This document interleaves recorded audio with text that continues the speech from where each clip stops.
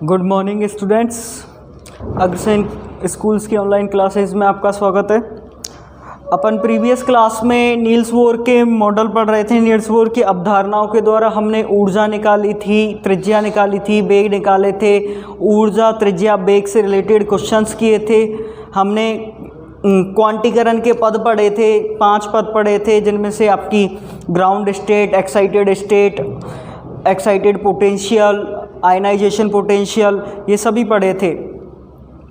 अब हमारा एक नया टॉपिक स्टार्ट होता है जिसका नाम है विद्युत चुंबकीय विकिरण, इलेक्ट्रोमैग्नेटिक वेव या इलेक्ट्रोमैग्नेटिक रेडिएशन, कुछ भी बोल सकते हैं। EMR या EMW, शॉर्टली क्या बोलते हैं, EMR या EMW। इसका मतलब क्या होता है, इलेक्ट्रोमैग्नेटिक रेडिएशन या इलेक्ट्रोमैग्नेटिक वेव, विद्युत चुंबकीय तरंगे या विद्युत चुंबकीय विकिरण। अब विद्युत चुंबकीय विकिरण होती क्या है, मतलब क्या होता है इन विकिरणों में, ऐसी क्या खास बात होती है। तो ऐसी विकिरण जिनमें परस्पर लंबवत चुंबकीय एवं विद्युत क्षेत्र संचरण की दिशा के लंबवत होते हैं, विद्युत चुंबकीय विकिरणें कहलाती हैं। इसका मतलब क्या है कि देखो, इसका मतलब है कि जो आपका विद्युत क्षेत्र और चुंबकीय क्षेत्र दोनों एक दूसरे के लंबवत होंगे। और लंबवत कैसे होंगे कि इनके मध्य में 90 डिग्री का कोण बनाए। यदि मैं एक ही बोर्ड की बात करूं कि बोर्ड पर देखो तो ये आपका इधर की साइड क्या है, चुंबकीय क्षेत्र, ऊपर की साइड क्या है, विद्युत क्षेत्र। और जो संचरण की दिशा होगी इन दोनों के ही क्या होगी, लंबवत, मतलब या तो बोर्ड से बाहर की साइड या बोर्ड से अंदर की साइड। तो ये क्या है, जब आपकी किसी भी विकिरण की दिशा इस प्रकार होगी तो वह विकिरण क्या कहलाएगी, आपकी विद्युत चुंबकीय विकिरण कहलाएगी। अतः हम ये कह सकते हैं कि ऐसी विकिरणें जिनमें परस्पर लंबवत चुंबकीय क्षेत्र एवं विद्युत क्षेत्र संचरण की दिशा के लंबवत होते हैं, विद्युत चुंबकीय विकिरणें या विद्युत चुंबकीय तरंगें कहलाती है। ये बात समझ में आ गई। अब दूसरा, इनके गुण कैसे होते हैं। अब देखो, जब इनके गुणों की बात करें तो इनके गुण होते हैं कि पहला, इनकी अनुप्रस्थ प्रकृति होती है। कैसी प्रकृति होती है, अनुप्रस्थ प्रकृति। अब आपने 2 प्रकार की तरंगे पढ़ी होंगी, अनुप्रस्थ तरंगे और अनुदैर्घ्य तरंगे। अनुप्रस्थ तरंगे क्या होती हैं, अनुदैर्घ्य तरंगे क्या होती हैं कि ऐसी तरंगे जिनको माध्यम की आवश्यकता नहीं होती, अनुप्रस्थ तरंगे कहलाती है। जैसे प्रकाश को कभी भी माध्यम की आवश्यकता नहीं होती, तो ये प्रकाश तरंगे जो होती हैं वो कैसी होती हैं, अनुप्रस्थ तरंगे। तो जो आपकी विद्युत चुंबकीय तरंगे भी होंगी इनको माध्यम की आवश्यकता नहीं होगी, ये किसी भी माध्यम में या बिना माध्यम के भी क्या होंगी, संचरित होंगी। दूसरा आपका क्या आता है, अनुदैर्घ्य तरंगे, वे तरंगे जिनको संचरण के लिए माध्यम की आवश्यकता होती है। मतलब जैसे आपकी ध्वनि तरंगों के लिए माध्यम बहुत ज़रूरी है। निर्वात में ध्वनि तरंगे प्रवाहित नहीं होती, मतलब आप यदि कहीं पर भी निर्वात में वहाँ बोलोगे तो आपकी आवाज़ सुनाई नहीं देगी। रीज़न क्या है, ध्वनि तरंगे कैसी होती हैं, अनुदैर्घ्य तरंगे होती हैं। बट हम बात कर रहे हैं विद्युत चुंबकीय तरंगों की, तो सबसे पहला गुण क्या आता है इनका कि ये कैसी होती है, अनुप्रस्थ प्रकृति की।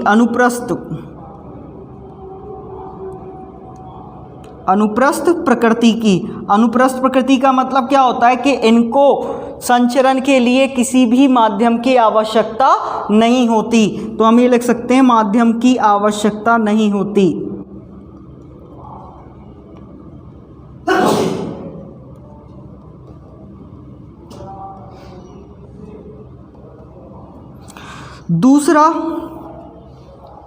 दूसरा क्या है कि जो इलेक्ट्रोमैग्नेटिक रेडिएशन होते हैं, विद्युत चुंबकीय तरंगे होती हैं, जो उनका वेग होता है प्रकाश के वेग के बराबर होता है। हम कह सकते हैं जो EMR का वेग होता है, का वेग किसके वेग के बराबर होता है, प्रकाश के वेग के बराबर होता है। और प्रकाश का वेग आप सभी जानते हो कितना होता है, b बराबर 3 इंटू 10⁸ मीटर पर सेकंड। तो जो आपकी इलेक्ट्रोमैग्नेटिक रेडिएशन है, यदि आपसे कोई पूछ ले उनका वेग क्या होगा, तो क्या होगा 3 इंटू 10⁸ मीटर पर सेकंड। ये बात समझ में आ गई। तो विद्युत चुंबकीय तरंगें आपको समझ में आ गई होंगी। अब देखिए, जब इनका रिप्रेजेंटेशन किया जाता है एक तरंग के रूप में, तो वो कैसे किया जाता है, जैसे मैंने आपको डायग्राम में बता रखा है कि देखो इसमें आपके जो सभी तीनों चीज़ें, जैसे विद्युत क्षेत्र, चुंबकीय क्षेत्र और संचरण की दिशा, तीनों ही एक दूसरे के क्या होनी चाहिए, लंबवत होनी चाहिए।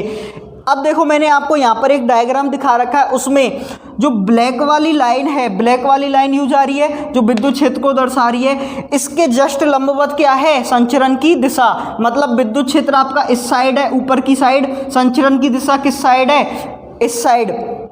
ये आपकी इस साइड संचरण की दिशा है। और जो आपकी चुंबकीय क्षेत्र की दिशा है वो क्या है, बोर्ड से अंदर की साइड और बाहर की साइड। कि जैसे ये आपका बोर्ड है तो संचरण की दिशा कैसे जा रही है, आपकी किरण कैसे जाएगी, यू, फिर उधर से अंदर होके बाहर से। तो ये आपकी क्या होती है, चुंबकीय क्षेत्र की दिशा। तो मतलब तीनों चीज़ें क्या होएं, एक दूसरे के लंबवत होएं, तो क्या बोल सकते हैं, वह विकिरण क्या कहलाती है, विद्युत चुंबकीय विकिरण कहलाती है। ये बहुत इंपॉर्टेंट है कि तीनों ही क्षेत्र एक दूसरे के क्या होने चाहिए, लंबवत होने चाहिए। अब देखिए विद्युत चुंबकीय विकिरण कौन कौन सी होती हैं।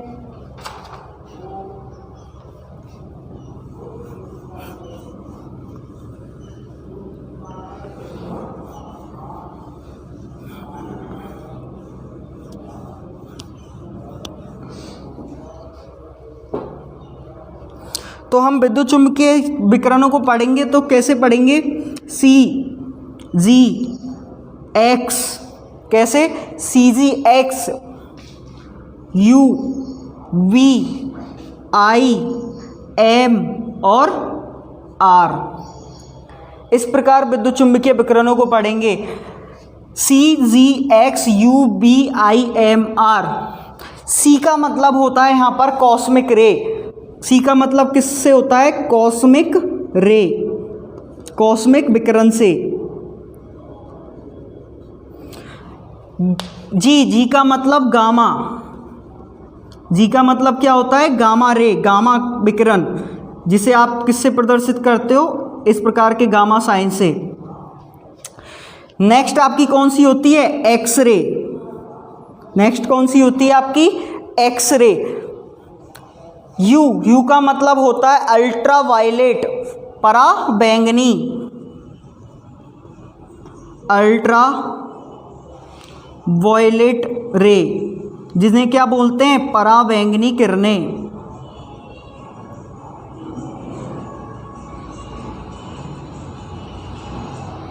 वी का मतलब होता है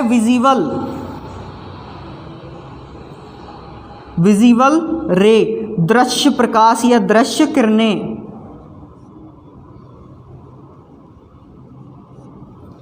ये क्या होती है आपकी, दृश्य किरणें। नेक्स्ट आपका होता है आई का मतलब होता है इंफ्रारेड रे, अवरक्त किरणें, इंफ्रारेड रे, अवरक्त किरणें। एम का मतलब होता है माइक्रोवेव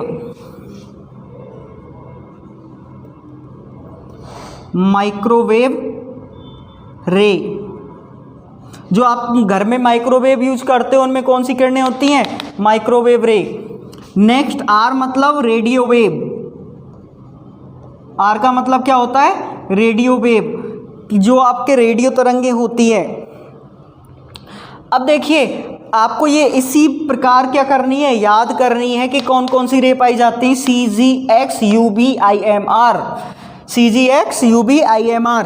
आप 2-3 बार देखोगे तो याद हो जाएगा। देखो C से मतलब कॉस्मिक रे, G से मतलब गामा रे, X से मतलब एक्स रे, U से मतलब अल्ट्रावायलेट रे मतलब पराबैंगनी किरणें, B से मतलब विजिबल रे या दृश्य प्रकाश, I से मतलब इंफ्रारेड रे, अवरक्त किरणें, एम से मतलब माइक्रोवेव रे, जिन्हें बोलते हैं सूक्ष्म तरंगे, जिनको क्या बोला जाता है, सूक्ष्म तरंगे बोला जाता है। आप लिख भी सकते हैं उनको क्या बोलते हैं, सूक्ष्म तरंगे या सूक्ष्म विकिरण। अब रेडियो वेव को क्या बोला जाएगा, रेडियो तरंगे। रेडियो वेव को क्या बोला जाता है, रेडियो तरंगे। तो ये आपकी क्या है, विद्युत चुंबकीय विकिरणों के प्रकार हैं कि ये आपकी विद्युत चुंबकीय विकिरणें पाई जाती है। अब हम बात करेंगे स्पेक्ट्रम की। किसकी बात करेंगे, स्पेक्ट्रम की। नेक्स्ट आपका टॉपिक कौन सा आता है, स्पेक्ट्रम।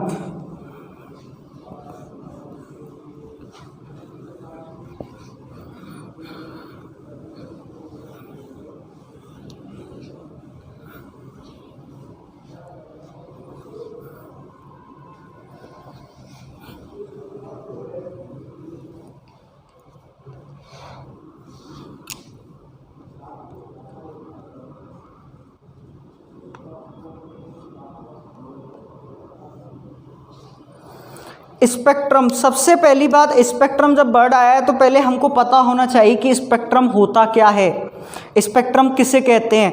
तो स्पेक्ट्रम किसे कहते हैं, ऊर्जा के स्थानांतरण से प्राप्त, हमने क्या बोला है, ऊर्जा के स्थानांतरण से प्राप्त फोटोग्राफिक प्लेट पर प्राप्त प्रारूप को स्पेक्ट्रम कहते हैं। जब ऊर्जा का स्थानांतरण होगा, अब ऊर्जा का स्थानांतरण दो रूपों में हो सकता है, या तो ऊर्जा का उत्सर्जन हो या ऊर्जा का अवशोषण हो। तो हम ये लिख सकते हैं कि ऊर्जा का स्थानांतरण अर्थात अवशोषित विकिरण ऊर्जा या उत्सर्जित विकिरण ऊर्जा को फोटोग्राफिक प्लेट पर प्रदर्शित करना क्या कहलाता है, स्पेक्ट्रम कहलाता है। क्या कहलाएगा, स्पेक्ट्रम कहलाता है। तो इसकी डेफिनेशन मैं दोबारा बोल देता हूँ, आप इसे लिख लेना कि ऊर्जा के स्थानांतरण अर्थात अवशोषित ऊर्जा विकिरण या उत्सर्जित ऊर्जा विकिरण को फोटोग्राफिक प्लेट पर प्रदर्शित करना स्पेक्ट्रम कहलाता है। समझ में आया आपको। अब देखो ये प्रोसेस होती कैसे है। जब हम किसी भी पदार्थ को एक्साइट करते हैं, जब हम क्या करते हैं, किसी भी पदार्थ को क्या करते हैं, उत्तेजित करते हैं। जब किसी भी पदार्थ को उत्तेजित करते हैं तो वहाँ पे परमाणु क्या होता है, उत्तेजित होता है। और परमाणु में क्या उत्तेजित होता है, इलेक्ट्रॉन उत्तेजित होता है। तो इलेक्ट्रॉन क्या करता है, पहले ऊर्जा ग्रहण करता है, ऊर्जा का क्या करता है, अवशोषण करता है और वह उच्च कक्षाओं में चला जाता है।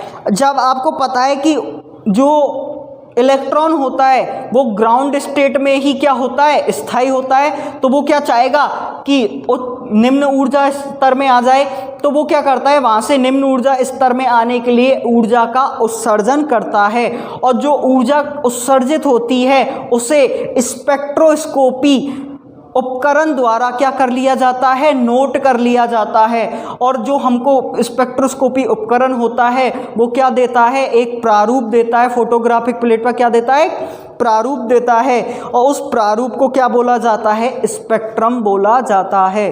जो ये प्रारूप होता है ये कैसा होता है, सतत नहीं होता, कंटिन्यू नहीं होता, असतत होता है। असतत का मतलब होता है कि इसमें चमकीली लाइनें आती हैं, फिर डार्क लाइन आती है, फिर चमकीली लाइन आती है, फिर डार्क लाइन आती है। तो इस प्रकार जो प्रारूप प्राप्त होता है वो क्या होता है, असतत होता है। और इस प्रारूप को ही क्या बोला जाता है, स्पेक्ट्रम बोला जाता है।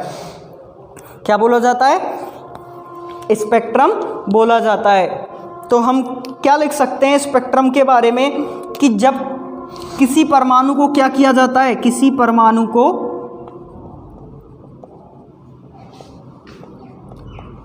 उत्तेजित किया जाता है, उत्तेजित किया जाता है। तो उत्तेजित परमाणु क्या करता है, उत्तेजित परमाणु में इलेक्ट्रॉन उच्च कक्षाओं में चला जाता है, उच्च कक्षा में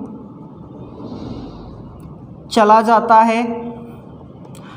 और यह उच्च कक्षा में क्या होता है, अस्थायी होता है। उच्च कक्षा में कैसा होता है, अस्थायी होता है। तो ये अपने स्थायित्व को रखने के लिए ये वापस किस कक्षा में आएगा, निम्न कक्षा में आएगा। और जब निम्न कक्षा में आएगा तो निम्न कक्षा में आने पर निम्न कक्षा में आने पर ये क्या करता है, इलेक्ट्रॉन ऊर्जा का उत्सर्जन करता है। किसका उत्सर्जन करता है, ऊर्जा का उत्सर्जन,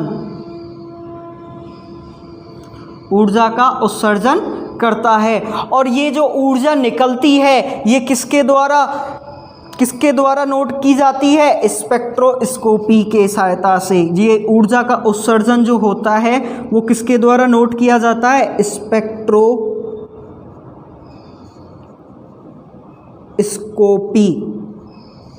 की सहायता से।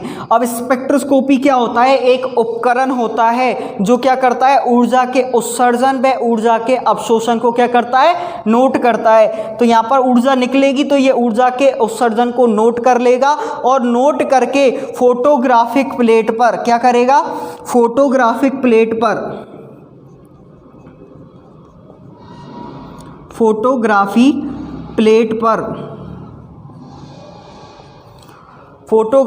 प्लेट पर पतली पतली चमकीली श्रेणियां बनाएगा।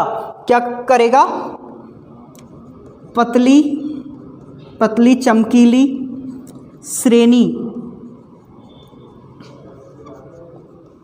श्रेणी या हम बोल सकते हैं लाइन बनाएगा। और यही लाइन क्या कहलाती है, आपकी स्पेक्ट्रम। यही लाइन क्या कहलाती है, आपकी स्पेक्ट्रम। अब देखिए, यदि आपका स्पेक्ट्रम ऐसा प्राप्त हो कि एक डार्क लाइन, फिर चमकीली लाइन, फिर डार्क लाइन, फिर चमकीली लाइन, फिर डार्क लाइन, चमकीली लाइन, डार्क लाइन, मतलब अल्टरनेट क्रम में, एकांतर क्रम में प्राप्त हो कि एक तो आपकी चमकीली लाइन हो और एक कैसी लाइन हो, डार्क लाइन हो, मतलब अंधेरी काली लाइन हो, तो ऐसा जो स्पेक्ट्रम प्राप्त होता है उस स्पेक्ट्रम को बोला जाता है रेखीय स्पेक्ट्रम। उस स्पेक्ट्रम को क्या बोला जाता है, रेखीय स्पेक्ट्रम कहा जाता है। ये बात समझ में आ गई होगी आपको। अब देखिए, हम जो भी बात करते हैं एकल इलेक्ट्रॉनिक स्पीसीज पर बात करते हैं, अपन नील्स बोर पढ़ रहे हैं तो एकल इलेक्ट्रॉनिक स्पीसीज पर बात करते हैं। तो आपको पता है जब हम हाइड्रोजन गैस लेते हैं तो हाइड्रोजन गैस में H2 अणु कितने सारे होते हैं, बहुत सारे होते हैं। पहले तो हमें अणुओं को किस में कन्वर्ट करना है, परमाणुओं में कन्वर्ट करना है। परमाणुओं में कन्वर्ट करके उसके बाद हमें क्या प्राप्त होंगे, उसके बाद ही हमें क्या प्राप्त होंगे, स्पेक्ट्रम प्राप्त होगा। तो हम क्या करते हैं, इसको परमाणु में कन्वर्ट करने के लिए इसको हाइड्रोजन गैस का क्या किया जाता है, विद्युत विसर्जन, मतलब ब्रेडिंग आर्क विधि से उसे क्या किया जाता है, परमाणुओं में तोड़ा जाता है।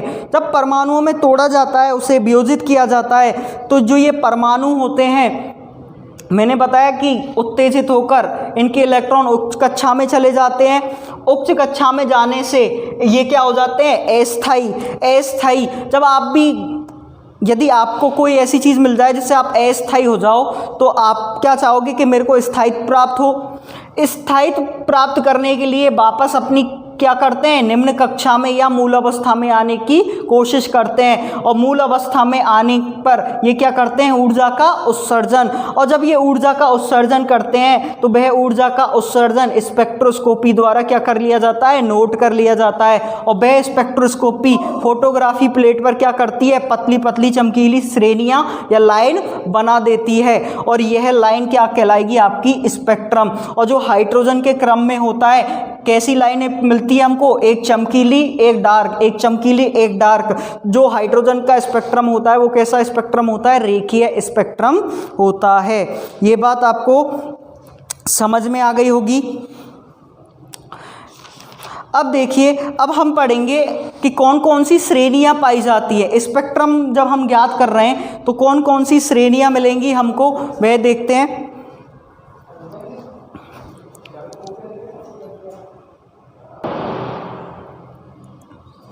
देखिए, स्पेक्ट्रम को और आगे समझने के लिए हमने क्या किया है, ये कुछ ऊर्जा स्तर बनाए हैं और ऊर्जा स्तरों से कुछ श्रेणियां प्राप्त होती हैं। अब वो कैसे प्राप्त होती हैं, देखिए, जब आपका इलेक्ट्रॉन या हम बोल सकते हैं परमाणु, मैंने बोला स्पेक्ट्रम प्राप्त होगा? ऊर्जा के उत्सर्जन से या अवशोषण से।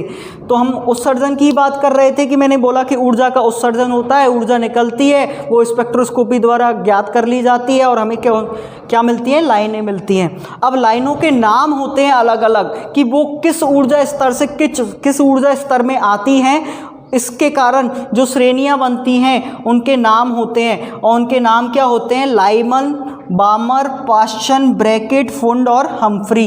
देखिए कैसे, जब आपका परमाणु या इलेक्ट्रॉन n बराबर 2 से n बराबर 1 में आता है, मतलब किसी भी उत्तेजित अवस्था से n बराबर 1 में आता है, किसी भी उत्तेजित अवस्था से, मैं कह रहा हूँ किसी भी, n बराबर 2, 3, 4, 5, 6, 7, 8 सो ऑन इन्फिनिटी, यदि किसी भी उत्तेजित अवस्था से कहाँ पर आता है?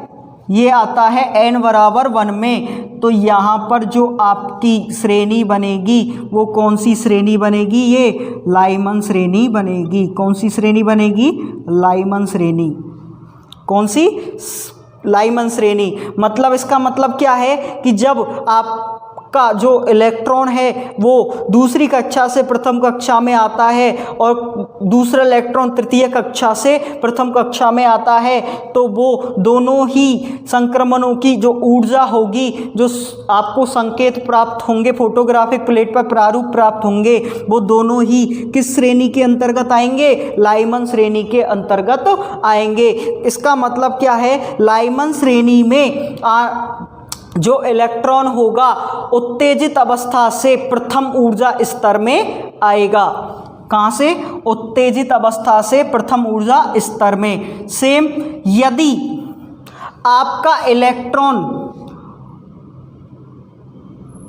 उच्च ऊर्जा स्तर से द्वितीय ऊर्जा स्तर में आता है, मैंने बोला है, क्या बोला है? उच्च ऊर्जा स्तर से द्वितीय ऊर्जा स्तर में आता है, तो वहाँ पर जो श्रेणी बनेगी वो कौन सी बनेगी? बार्मर श्रेणी बनेगी। कौन सी? बार्मर श्रेणी। बार्मर।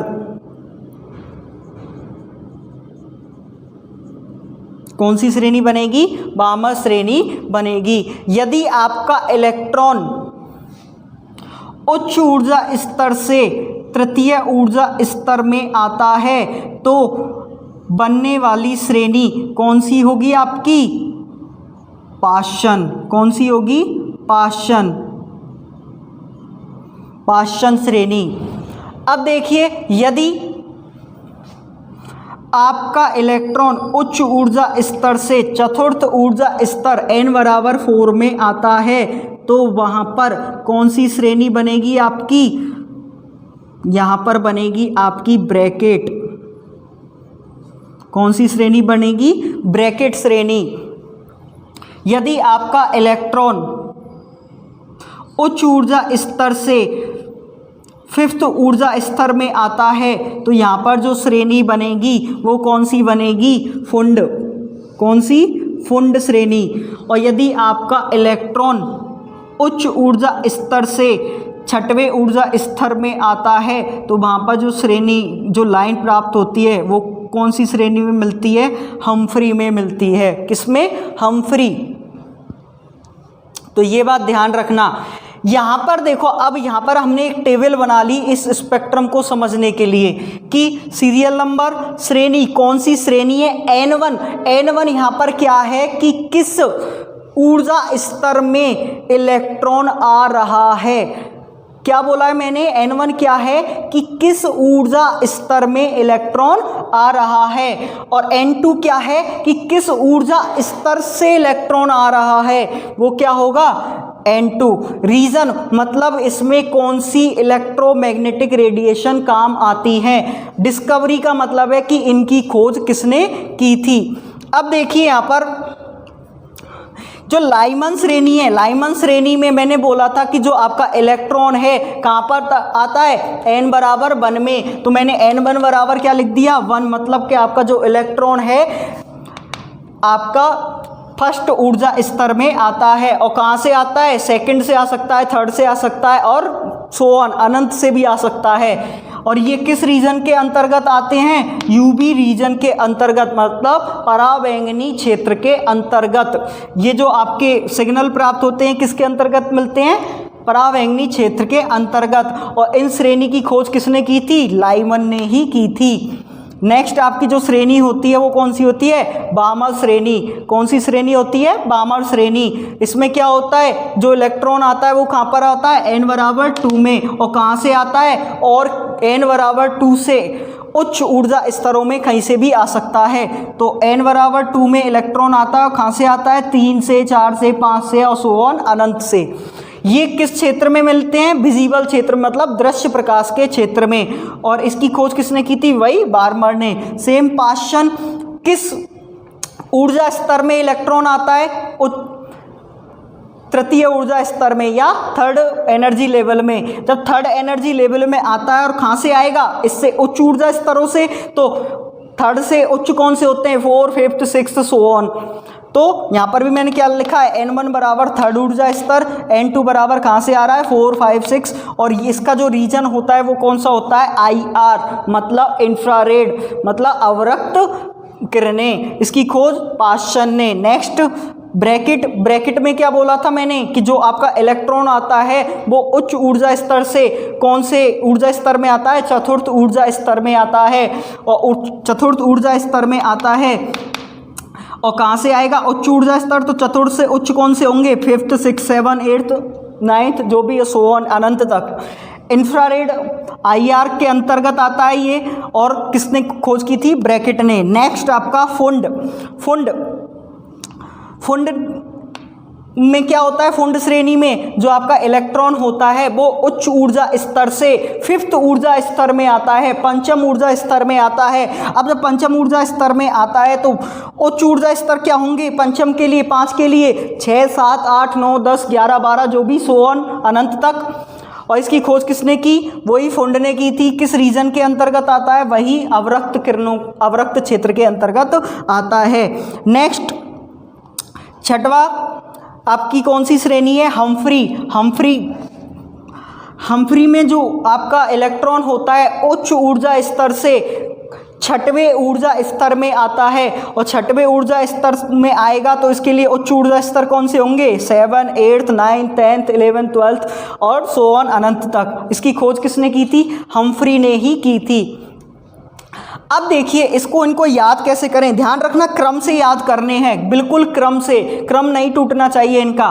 तो एक ट्रिक है छोटी सी, ऐसे सार्वभौमिक ट्रिक नहीं है कि भाई ये सभी जगह एप्लीकेबल होती है, लेकिन अपने को याद करने के लिए बेटर है। तो देखिए क्या होता है? लाला ने बाबा से पूछा, बेटा फोन है। मतलब लाला मतलब लाइमन, बाबा मतलब बामर, पूछा मतलब पाश्चन, बेटा मतलब ब्रैकेट, फोन मतलब फुंड, है मतलब हम्फ्री। तो क्या ट्रिक होगी? लाला ने बाबा से पूछा, बेटा फोन है। लाला लाइमन, बाबा बामर, पूछा मतलब पाश्चन, बेटा मतलब ब्रैकेट, फोन मतलब फुंड और है मतलब हम्फ्री।